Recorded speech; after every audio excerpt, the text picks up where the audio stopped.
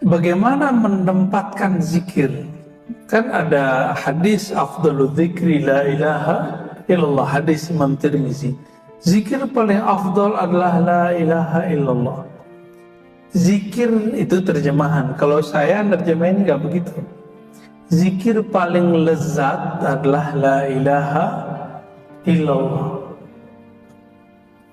Ada zikir juga astagfirullah. Kapan ditempatkan?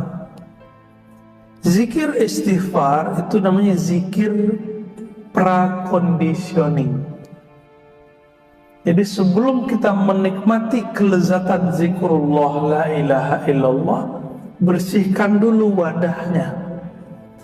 Ini gelas saya bersihkan dulu, baru saya tuang air. Airnya bersih, tempatnya kotor. Saya jijik Pak mau makan, mau minumnya. Benar ya? Kalau sudah begitu, tempatnya terbuka, kasih penutup supaya kalau ada lalat masuk dia enggak nempel ke dalam. Nah itu disebut sholawat. Jadi sholawat itu penutup dari semua zikrullah. Jadi pangkalnya istighfar, puncaknya la ilaha illallah, ujungnya sholawat kepada Rasulullah SAW. Maka siapa yang berzikir tidak dimulai istighfar, dia tidak akan merasakan getaran-getaran zikir. Siapa yang berzikir tidak sampai kepada la ilaha illallah, dia tidak akan merasakan nikmatnya dan lezatnya zikrullah. Siapa yang berzikir tidak ditutup dengan salawat kepada Rasulullah, nanti mau masuk surga tersesat mulu Pak. Di padang mahsyar baru bangunnya udah sesat, bahkan di alam barzakh dia tersesat. Jadi supaya gak tersesat bagaimana? Nah maka ada orang gak sabar, langsung aja deh kita salawat. Ya boleh juga. Kan banyak nih sekarang lagi banyak zikir-zikir salawat, tapi digunakan untuk nangkap jin. Salah penggunaan. Benar gak? Bagi menghadapi tukang sihir pakai sholawat ya. Sholawat itu mahar langit dan bumi. Ini istilah baru ya. Apa kata Nabi? Siapa yang berdiri dari satu majelis ya, walam yusalli alayya, dan tidak zikir kepadaku, maka baginya kerugian pada hari akhirat. Dalam hadis yang lain, hadisnya hasan ya, man nasya salata alayya khati'a tariqal jannah.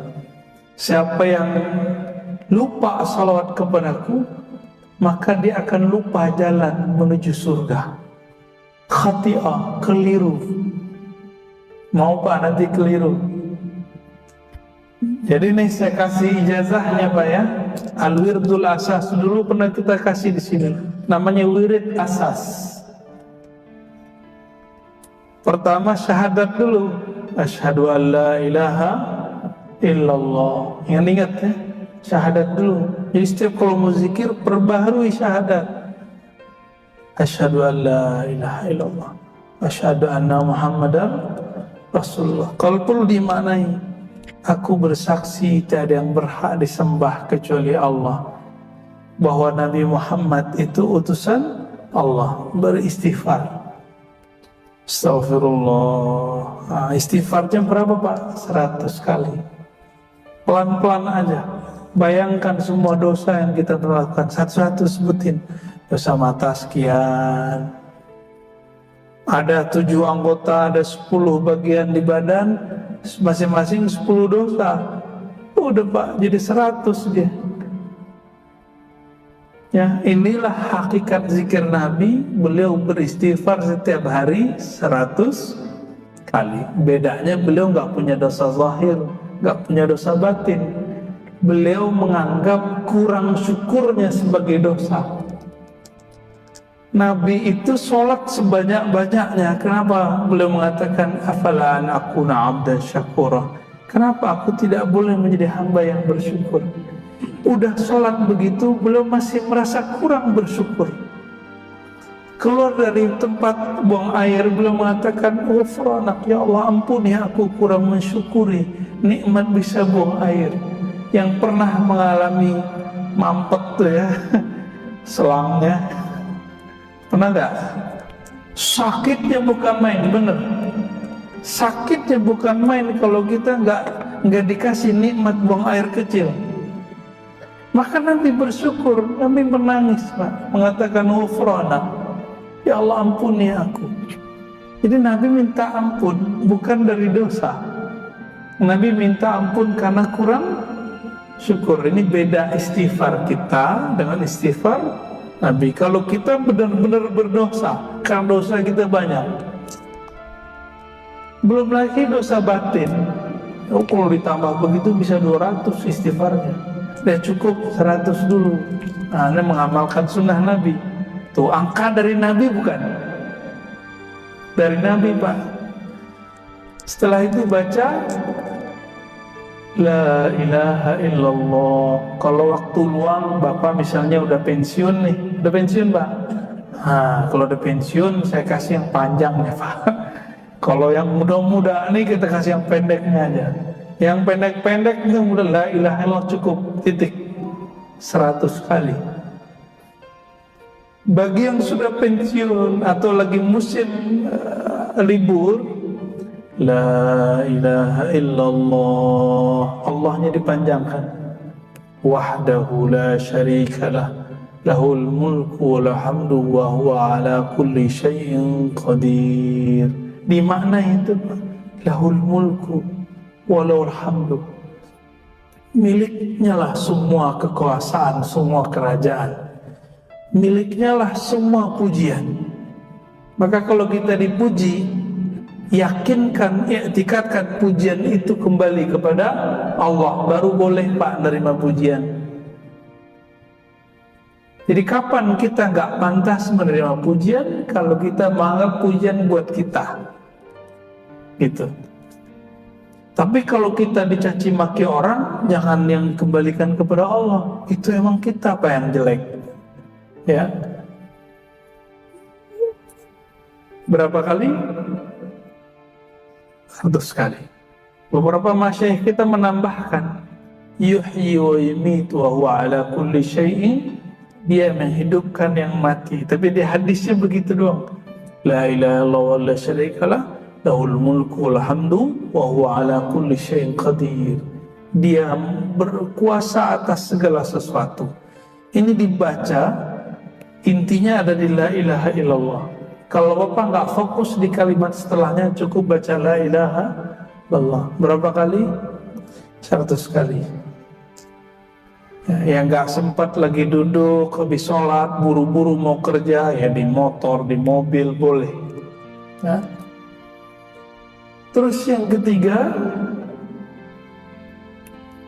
karena semua zikir tanpa sholawat tidak sampai kepada Allah, maka wajib sholawat. Jadi sholawat itu bagi saya bukan sunat Pak. Yang bilang sunat udah lewat udah ya. Sholawat itu wajib hukumnya. Kenapa wajib? Bahkan lebih wajib dari sholat. Sholawat itu lebih wajib dari sholat. Kalau nggak ada sholawat, sholawat nggak naik. Kalau nggak ada sholawat, sholat tidak naik. Baru dengar antum ya, sholawat lebih wajib dari sholat. Bid'ah kan nih? Yang sering dibaca oleh imam, Inna allaha wa malaikatahu yusalluna ala nabi. Sesungguhnya Allah dan para malaikat bersalawat kepada Nabi. Wahai orang beriman, ya allazina amanu sallu alaihi wa sallimu taslima. Wahai orang beriman, kalau engkau percaya kepada Allah, percaya malaikat Allah, bersalawatlah kepadanya dan ucapkan salam rindumu. Allah sholat nggak Pak? Sholat kayak kita nggak Allah? Saya mau nanya serius, jawab dong. Allah sholat subuh nggak? Allah haji nggak? Allah zakat nggak? Enggak ya. Tapi Allah sholawat. Jika Allah bersolawat, maka sholawat itu apanya sholat? Sholawat itu adalah kendaraan sholat untuk naik ke hadirat Allah Subhanahu wa ta'ala. Kita nyebut naik bukan berarti Allah bertempat tinggi ya. Nanti ada pembahasan khusus ya. Pertemuan di mana? Oh bukan di sini ya. Di Duri. Ya udah di sini aja kita jelasin ya. Allah itu maha tinggi mutlak, tapi bukan tinggi arah dan tempat. Oh, kau wajib meyakini Allah maha tinggi, kan namanya alim. Karena ia bukanlah benda, maka ketinggiannya bukan arah. Jadi kita wajib meyakini Allah maha tinggi. Itu wajib hukumnya, ya. Udah berapa tadi? 3. Yang terakhir, subhanallah bihamdi, subhanallah azim, 100 kali ditutup adada khalqihi wa zinata arsyihi wa ridha nafsi wa midada kalimah. Tapi kalau bapak pensiun 100 kali baca itu pak. Subhanallah bihamdi, subhanallah azim, adada khalqihi wa zinata arsyihi wa ridha nafsi wa midada. Nikmat itu. Itu udah bawa satu kontainer zikir itu di belakang ya. Seberat aras, sebanyak makhluk Allah. Pernah nimbang aras ya?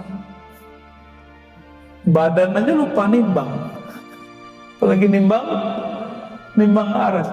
Subhanallah bihamdi azim, seberat arasmu ya Allah. Aras itu meliputi langit dan bumi.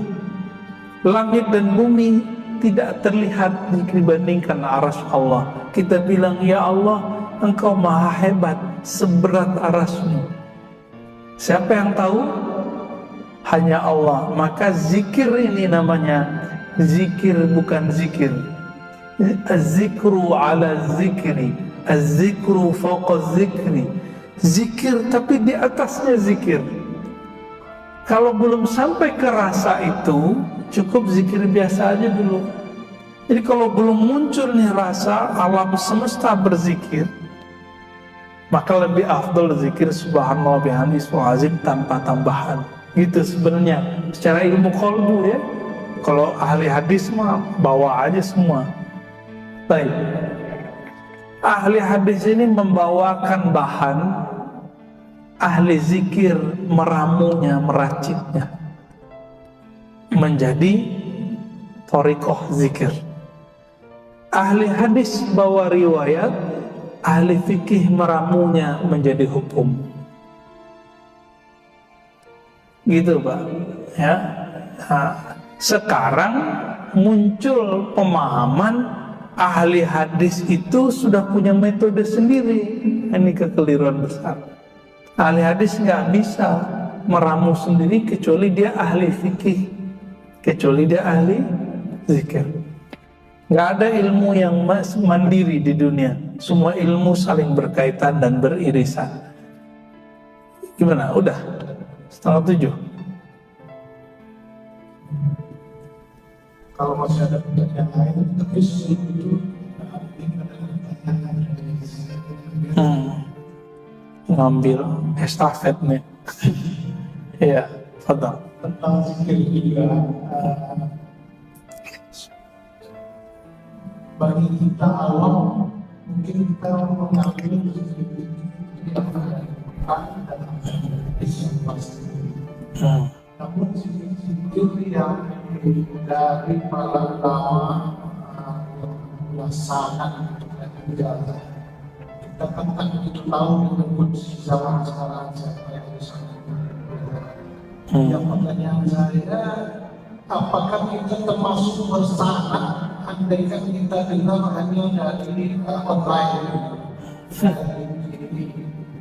dari ceramah umum di apa namanya, ya di forum yang kita tidak kenal, dan langsung bertemu dengan guru. Apakah itu Iya. masuk dengan bersanad? Iya, bersanad tapi online. Sanad online. Sanad juga, Pak. Anak kita sekolah online, sekolah offline, beda nggak hasilnya? Beda efeknya? Kalau sekolah online, itu tengkar emak-emaknya dahsyat sekali. Ayo deh, adeknya masih beda. Itu semua emak-emak mengalami hal itu. Ya, dia kira anaknya kok bodoh, padahal semua anak begitu. Di dalam diri kita, kalau kita ngaji online, Bapak akan berurusan dengan itu, Pak. Ini bener gak ya, bener gak ya, begitu. Itu berkelahinya dalam diri.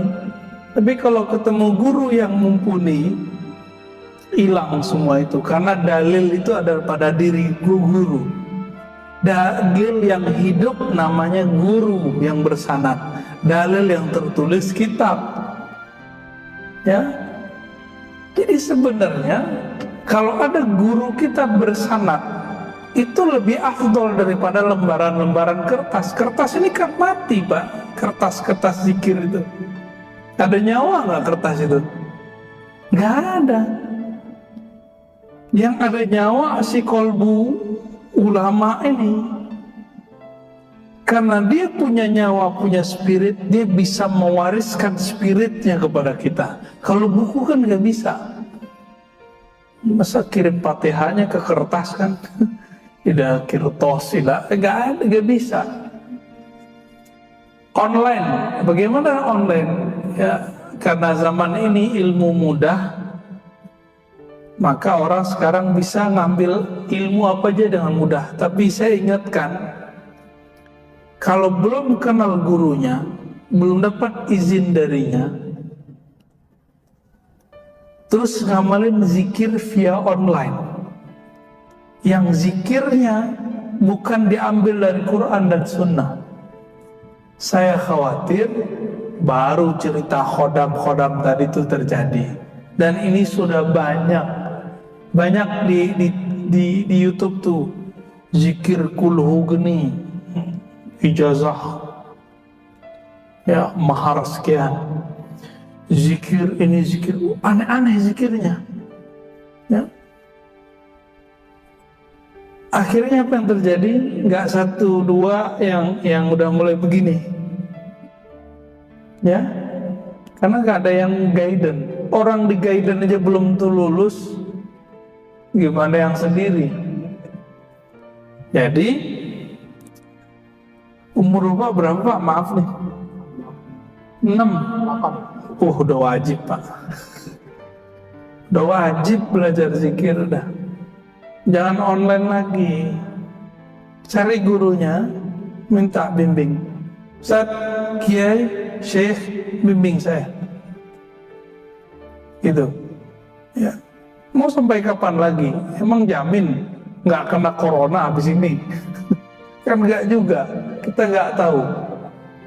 Minimal kita punya garansi bahwa zikir kita bersanad kepada Rasulullah SAW. Jadi bolehkah lewat online? Boleh jika zikirnya yang zikir yang umum, Ratibul Hadar, Ratibul Atos, zikir-zikir yang biasa-biasa. Tapi kalau zikirnya namanya aneh-aneh, apalagi namanya ke bahasa lokal, tolong jangan diamalkan. Karena iblis itu, Pak, nama aslinya kan Azazil. Itu tadinya ahli zikir. Azazil ini dulu yang jaga surga dan dia ibadah di surga. Azazil ini dipecat dari malaikat. Dia turun punya dendam. Dia punya tentara 70.000. 70.000 ini masing-masing 70.000 itu punya tentara lagi di bawahnya. Kerjaannya ngapain? Godain-godain orang-orang yang suka zikir, suka ngaji. Nah, bagaimana coba supaya tidak kemasukan setan? Jadi kemasukan setan ini lebih bahaya daripada kemasukan jin, kesurupan. Orang kesurupan biarin aja dia begitu tegang-tegang sendiri kan. Kalau sudah kemasukan setan, gawat. Ya. Itu mulai gawat. Was-was dibilang ilham. Dia was-was, tapi dia bilang ilham. Jadi kalau ada guru itu, guru ada, setannya kabur. Kira-kira begitu. Karena jaminannya Rasulullah. Kalau dia bersanad, bersilsilah.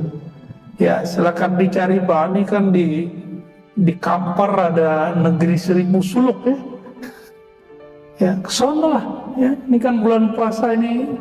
Di sana kayaknya zona-zona hijau nih. Udah kesana aja. Ngapain lagi kan? Ustadz saya ngurus ini, ngurus itu. Mau sampai kapan ngurus ini selesai? Urus diri sendiri. Ku anfusakum dulu walu ahlikum.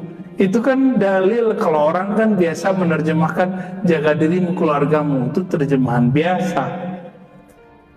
Ku anfusakum wa ahlikum itu kamu mau jaga orang, mau ngurusin yayasan, masjid, sekolah, itu orang. Kapan kamu jaga dirimu sendiri? Gitu. Ya belum lama ini juga ada sahabat saya bilang, Ustadz saya imam di masjid tapi guru saya nyuruh suluk. Kamu ngimamin masjid tahun depan kalau umur panjang masih bisa kan? Ya, tapi rokaatnya sekian Ustadz. Kalau saya nggak jadi imam, rokaatnya bisa berkurang dari 20 menjadi 11. Ya nggak apa-apa toh. Ntar ente pulang balikin lagi di 20. Tapi tahun depan kalau kita meninggal, kita belum sempat zikir latihan, gimana? Kan nggak bisa balik Pak. Farji'na na'mal sholihan, semua ruh, semua jiwa itu meratap ketika dikuburkan. Ya Rabb, tolong kembalikan kami ke alam hidup, kepada kehidupan. Tapi Allah kembalikan nggak? Jadi arwah itu ketika dia mati itu gombal-gombal. Ya suka ngasih janji-janji. Ya Allah kalau saya hidup saya ibadah lagi. Padahal dulu dia ngomong gitu juga. Kalaupun dikembalikan nggak akan balik. Paling main handphone ya. Jadi kalau ada orang mati ini dihidupkan lagi, dia udah ketemu dan doa tadi, dia pasti lupa Pak. Ini aja kita lupa ketemu Allah, pada lupa. Jadi silakan amalkan yang umum-umum Pak, yang dari Quran, Sunnah, tapi untuk masuk ke kolbu itu mesti dari kolbu. Kan tidak ada namanya talqin zikir online, nggak ada, nggak sah. Yang harus ketemu. Imam Bukhari nyari satu hadis yang zahir itu pindah-pindah negeri kok. Cuma mau dapat zikir pindah dari Pekanbaru ke Kampar aja nggak mau. Di kota Pekanbaru ada ya. Banyak ya, di sini banyak kok. Tinggal mau ngamalin aja Pak. Nggak mau cari guru. Mau menjatuhkan sedikit rasa malas, menjatuhkan sedikit ego. Nah ini yang menghalangi orang untuk bisa berzikir.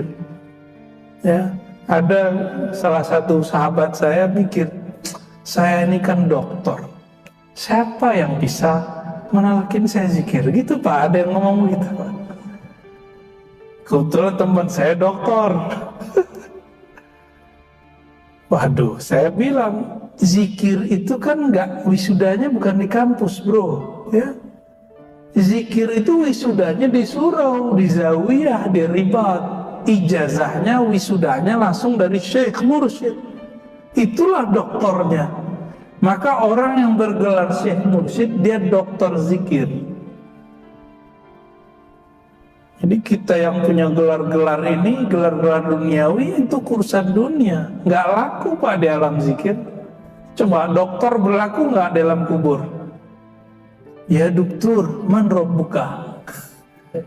Hei dokter, siapa Tuhanmu? Ada nggak hadis begitu ntar? nggak laku. Gelar itu cuma berlaku di kampus, nggak laku di masjid aja nggak laku. Dokter nggak laku kan?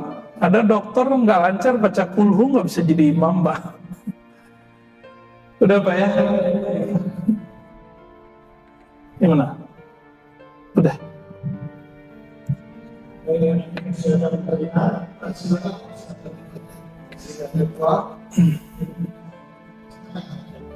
Ya. Ya udah ringkas pertanyaannya. Assalamualaikum.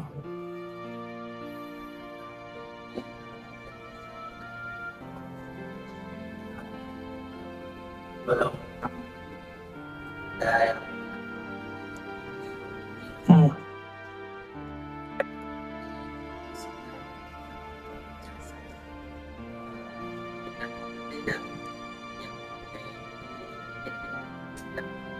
Hmm. Hmm.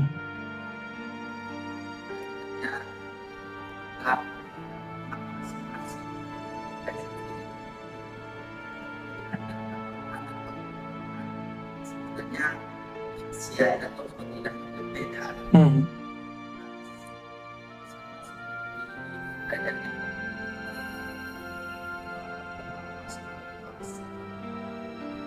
kita Hmm. kan banyak yang apakah masing-masing perawi adaptasi dari Nabi SAW atau itu tergantung kepada kekuatan perawi sendiri atau kekuatan sahabat sendiri apakah mereka sehingga itu disampaikan kepada kita.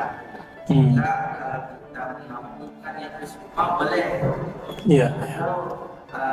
Atau sebenarnya tidak boleh. Ini dibaca khusus niatnya tidak. Yang satu lagi Hmm. yang seperti ini yang ada tertentu atau yang tertentu benarnya beda lagi. Iya. Itu khasiatnya beda lagi.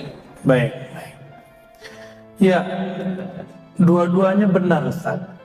Ya. Ini Nabi kasih contoh. Man qala la ilaha illallah wahdahu la syarika lah lahul mulku wal hamdu wa huwa ala kulli syai'in qadir. Lalu ada tambahan yuhyi wa yumiit. Al-ajru ala qadri ta'ab, begitu kaidahnya.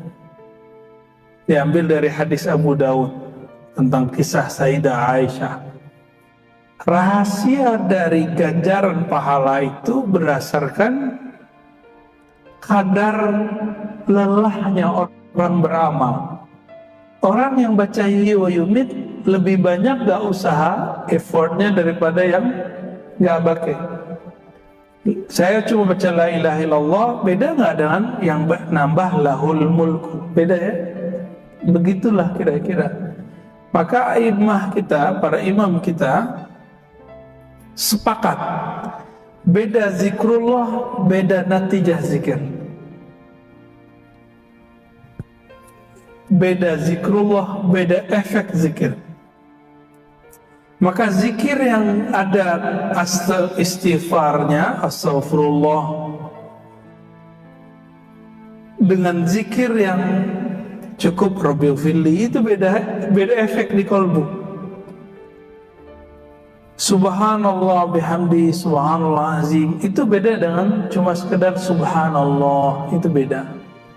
Ya, rahasia-rahasia ini hanya bisa dimengerti oleh orang yang mau merasakannya.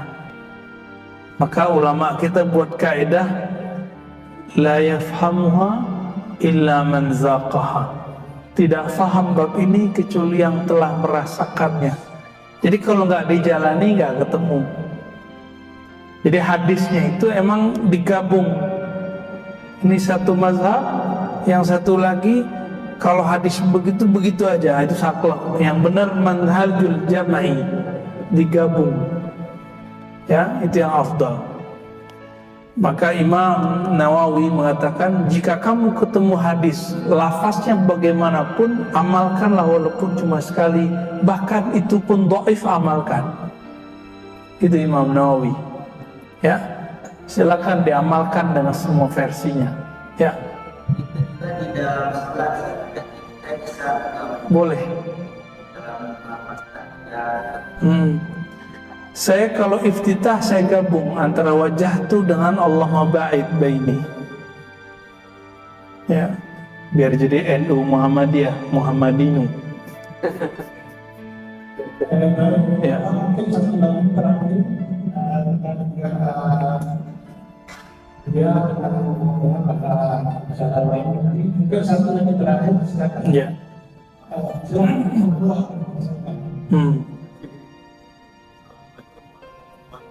Assalamualaikum.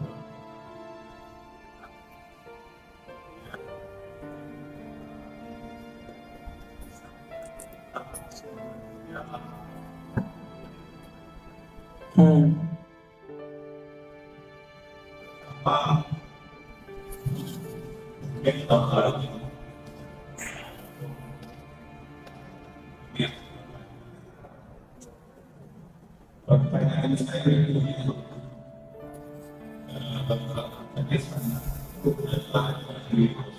Sallallahu alaihi wasallam.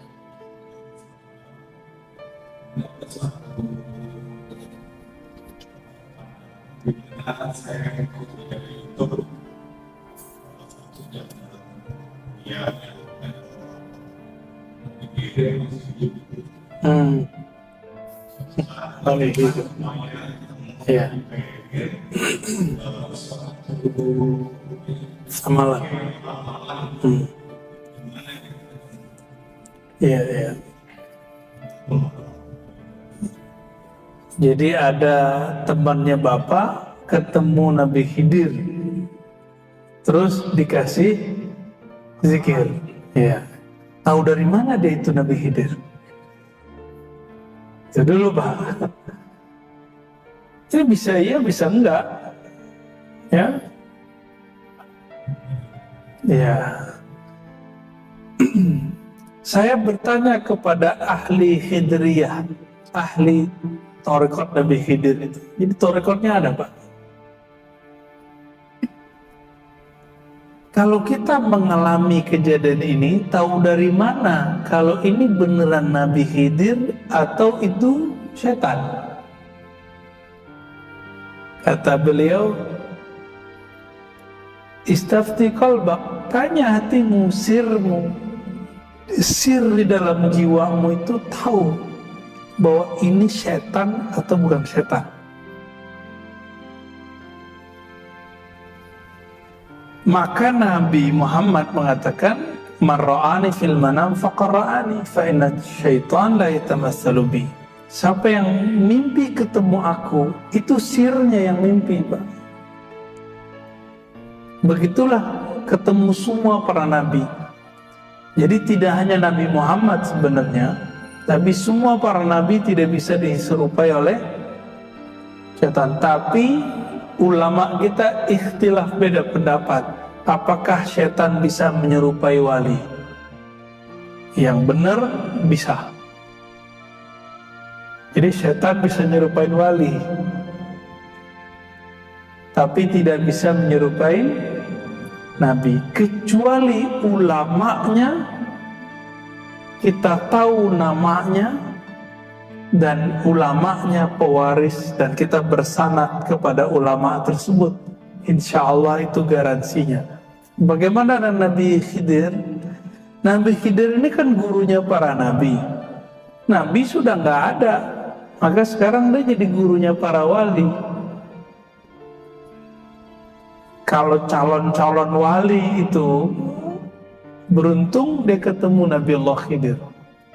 Nabi Musa aja berguru ke Nabi Khidir, masa wali enggak? Oh enggak ada Ustaz, semua orang terdahulu udah mati. Ya itu pemahaman ente, kan ayatnya enggak ngomong tentang Nabi Khidir mati. Ya. Kalau begitu setan seharusnya sudah mati dong, iblis sudah mati dong, jin sudah mati. Enggak.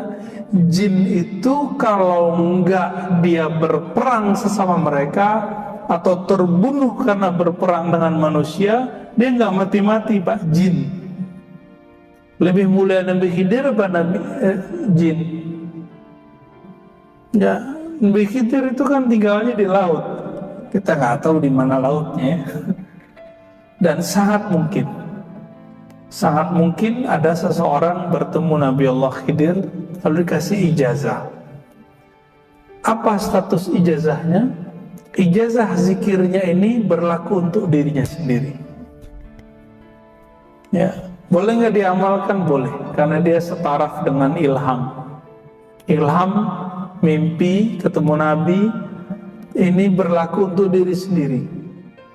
Ya, boleh nggak diamalkan orang? Nah, proses pengajaran ke orang nanti ada proses panjang, ada proses tashihnya. Nah, nanti dalam waktu kita bahas. Ini nggak ada tema bahas Khidir kan? Oh, berarti nanti kalau umur kita panjang, nggak ada halangan kita bahas. Pembahasan khusus, Pak. Saya bedah kitab kecil, kita buat daurah nanti ya. Kajian tentang riwayat Nabi Khidir, karya Imam Ibn Hajar, insya Allah. Baik, ya, ya. Oh, Pak Imam nih, spesial nih.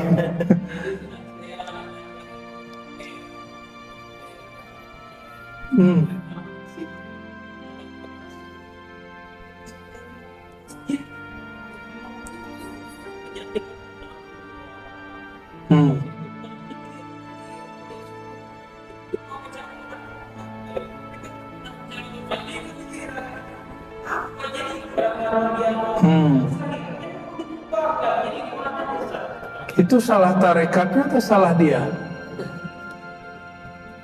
Ya, ada orang dibacain Quran kesurupan, salah Quran apa salah orang yang kesurupan? Di kampung Bapak, Pak Imam, orang bertorikot jarang ke masjid. Di kampung saya kebalikan. Ya, di Jawa, di tempat di Jakarta, orang baru dapat roti itu rajin sholat. Jadi itu urusannya bukan matorikot, urusannya orang ini diajarin ilmu zikir, tapi dia nggak diajarin ilmu fikih. Maka PR kita, Pak Imam, ngajarin jamaah.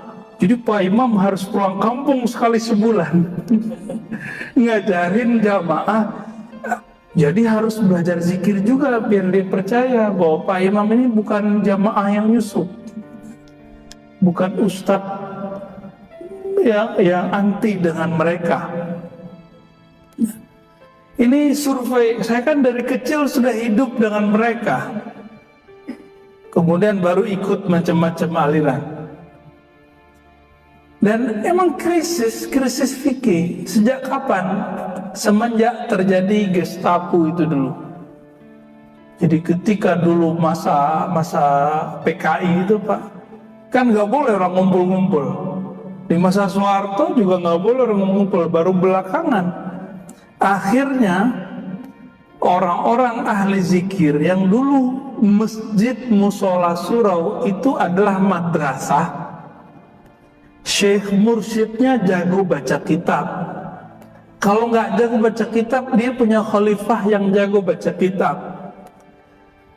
Bercerailah antara surau dengan madrasah. Maka sekarang coba lihat di negeri kita, mohon maaf ya, rata-rata Sumatera kecuali Aceh, itu masjid surau tarekat sudah pisah dengan pesantren.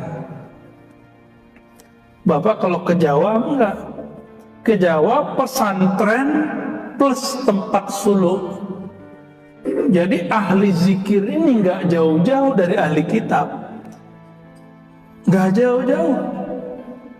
Ini kurangnya kita, Pak. Ya, ngakulah antum punya ijazah macam-macam yang orang bertorikot, tapi ngaku aja bahwa kemampuan berdalil kurang. Dan saya langsung nanya, bahkan banyak yang langsung datang.